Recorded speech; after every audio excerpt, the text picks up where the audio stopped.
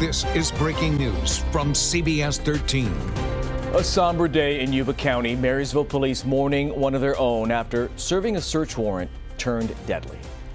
We are taken today to be able to honor him and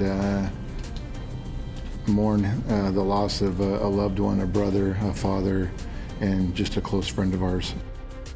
Absolutely tragic. That multi-agency search warrant was served at Kestrel Court in Olivehurst following a years-long investigation into transnational drug traffickers across multiple counties said to have moved methamphetamine and fentanyl across the U.S.-Mexico border. We now know the officer killed was a SWAT team member. He was an Army veteran and had been with Marysville police only 2 years. Lots to get to here. I'm Tony Lopez. And I'm Marley Ginter. And we do have team coverage for you tonight. Your reporters spread out across Yuba County. Let's start with your reporter covering Yuba County, Kayla Mueller, with the latest information we're learning about this. Kayla, what can you tell us?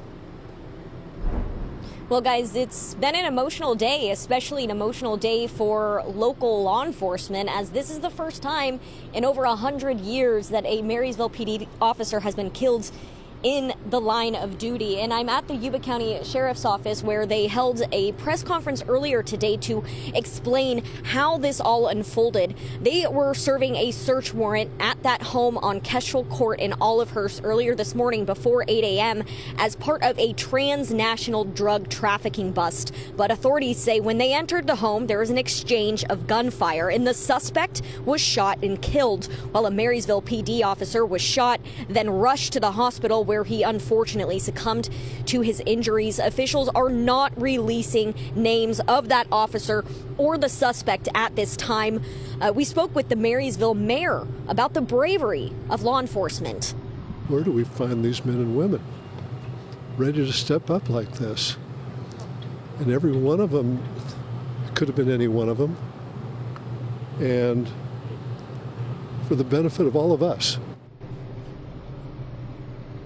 Yeah, the district attorney said during that press conference that this has been a multi-year operation to bust these drug traffickers. He says that they've already seized hundreds of pounds of drugs like meth, deadly fentanyl, and heroin that these traffickers are pushing through our communities.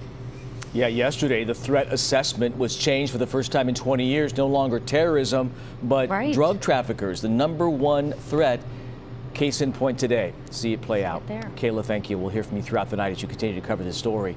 Earlier today, we saw a procession taking the officer's body from Adventist Health and Rideout Hospital in Marysville to a funeral home. Your reporter, Tori Apodaca, was there as it started. And now she's in the neighborhood where that shooting happened. All right, Tori, what are neighbors telling you right now?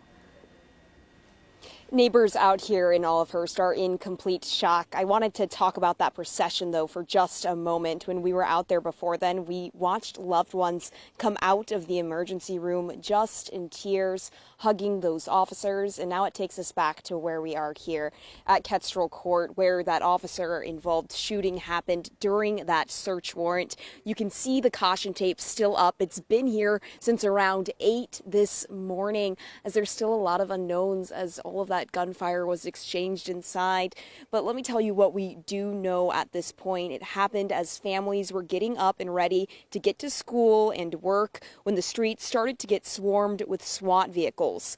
Officials say there was an exchange of gunfire inside. The suspect who was being searched killed at the scene. We're told there was another person inside the home who is being considered a witness at this point. And of course, that officer was rushed to the hospital, where we later saw that big outcry of support for that officer who unfortunately died from those gunshot wounds. Neighbors, though, having no idea that a transnational drug operation search was happening in their typically quiet cul-de-sac, but their focus right now is on that SWAT officer who was killed, losing his life while trying to protect the community from dangerous drugs.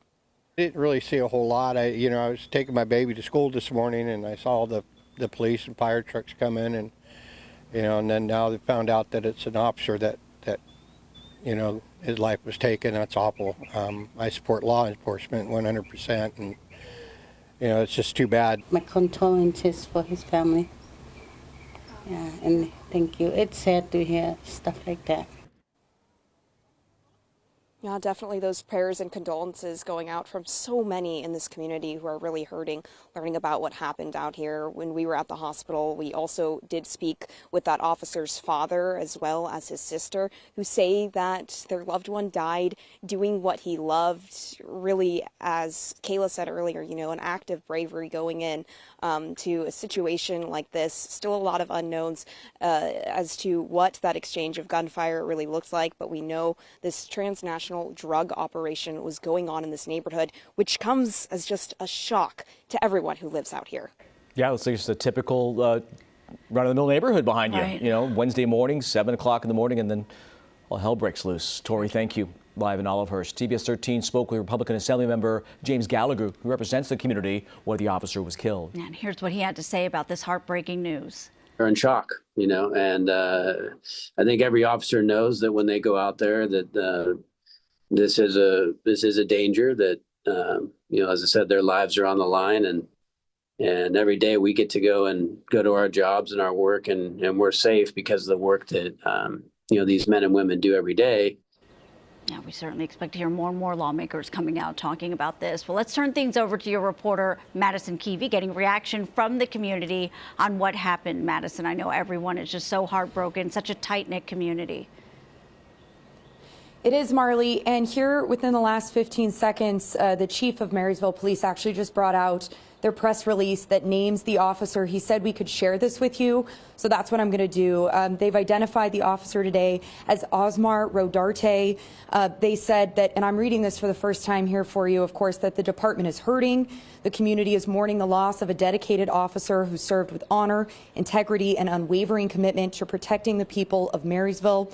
Officer Rodarte, they say, was more than a colleague. He was a friend, a father, an Army veteran, and a true hero. They're asking for prayers, of course, for the officer's family and friends. They also are sharing today that tomorrow there will be a procession from the Lakeside Chapel in Marysville to Placer County to honor Officer Rodarte. So again, just identified as Officer Osmar Rodarte. The chief says they're going to have his photo on social media here in the next few minutes, but he wanted to get this out so that the community would know how to honor his legacy here today. And they also say that this loss impacts us all, and they're grateful for the outpouring of support, which we've seen here today at the Marysville Police Department with some of those that have brought flowers and balloons here. Take a listen.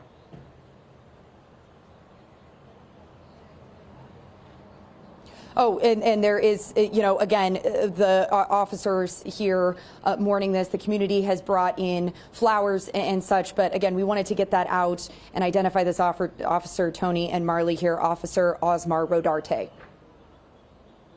Yeah, no doubt. We'll roll up that sound throughout the evening as we continue to get reaction on this two-year veteran of the police department. Again, Officer Rodarte and his family, we have them in our thoughts, no doubt. Madison, thank you. We'll hear from you throughout the night here as we continue to follow the developments on this breaking news story. The officer just identified. For constant updates, head to our website, cbs13.com, and we'll see you on primetime on KMAX at 8 o'clock as well for your only local news. New